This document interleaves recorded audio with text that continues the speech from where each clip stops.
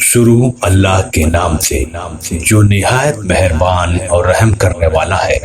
درود ہو نبی پاک صلی اللہ علیہ وسلم پر اور آپ کی آل پر۔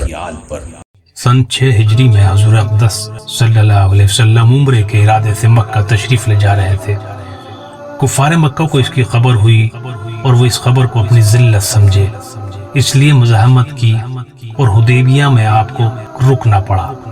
جانثار صحابہ ساتھ تھے جو حضور اکرم صلی اللہ علیہ وسلم پر جان قربان کرنا فخر سمجھتے تھے، لڑنے کو تیار ہو گئے، مگر حضور صلی اللہ علیہ وسلم مکے والوں کی خاطر سے لڑنے کا ارادہ نہیں فرمایا اور صلح کی کوشش کی، اور باوجود صحابہ کی لڑائی پر مستعدی اور بہادری کے حضور اکرم صلی اللہ علیہ وسلم نے کفار کی اس قدر رعایت فرمائی کہ ان کی ہر شرط قبول فرما لی۔ صحابہ کو اس طرح سے دب کر صلح کرنا بہت ہی ناگوار تھا، مگر حضور صلی اللہ علیہ وسلم کے ارشاد کے سامنے کیا ہو سکتا تھا؟ جانثار تھے اور فرما بردار، اس لیے حضرت عمر رضی اللہ تعالیٰ عنہ جیسے بہادروں کو بھی دبنا پڑا۔ صلح میں جو شرطیں طے ہوئیں، ان شرطوں میں ایک شرط یہ بھی تھی کہ کافروں میں سے جو شخص اسلام لائے اور ہجرت کر کے مسلمان اس کو مکہ واپس کر دے، اور مسلمانوں میں سے خدا نخواستہ اگر کوئی شخص مرتد ہو کر چلا آئے تو واپس نہ کیا جائے گا۔ یہ صلح نامہ ابھی تک پورا لکھا بھی نہیں گیا تھا کہ حضرت ابو جندل رضی اللہ تعالیٰ عنہ ایک صحابی جو اسلام لانے کی وجہ سے طرح طرح کی تکلیفیں برداشت کر رہے تھے اور زنجیروں میں بندھے ہوئے تھے، اسی حالت میں گرتے پڑتے مسلمانوں کے لشکر میں اس امید سے پہنچے کہ ان لوگوں کی حمایت میں جا کر اس مصیبت سے چھٹکارا پاؤں گا۔ ان کے باپ سہیل نے جو اس صلح نامے میں کفار کی طرف سے وکیل تھے اور اس وقت تک مسلمان نہیں ہوئے تھے، فتح مکہ میں مسلمان ہوئے۔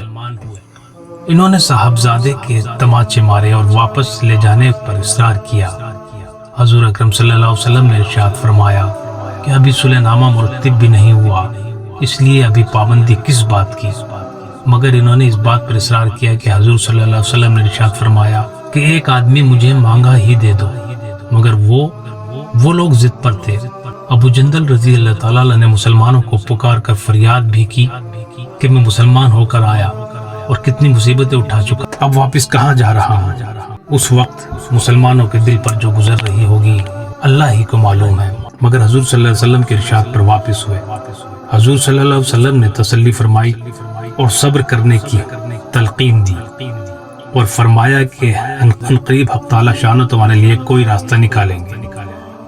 صلح نامہ مکمل ہو جانے کے بعد ایک دوسرے صحابی ابو بصیر رضی اللہ تعالیٰ بھی مسلمان ہو گئے۔ مدینہ پہنچے، کفار نے ان کو واپس بلانے کے لیے 2 آدمی بھیجے۔ حضور اقدس صلی اللہ علیہ وسلم نے حسب وعدہ واپس فرما دیا۔ ابو بصیر نے عرض کیا کہ یا رسول اللہ صلی اللہ علیہ وسلم، مسلمان ہو کر آپ پھر مجھے کفار کے پنجے میں بھیجتے ہیں؟ آپ صلی اللہ علیہ وسلم نے فرمایا ان سے بھی صبر کرنے کی ارشاد فرمایا، انشاءاللہ ان قریب تمہارے واسطے راستہ کھلے گا۔ یہ صحابی ان دونوں کافروں کے ساتھ واپس ہوئے، راستے میں ایک سے کہنے لگے کہ یار تیری تلوار تو بڑی نفیس معلوم ہوتی ہے۔ شیخی بعض آدمی ذرا سی بات پر پھول ہی جاتا ہے۔ وہ نیام سے تلوار نکال کر کہنے لگا ہاں میں نے بہت سے لوگوں پر اس کا تجربہ کیا۔ یہ کہہ کر تلوار ان کے حوالے کر دی۔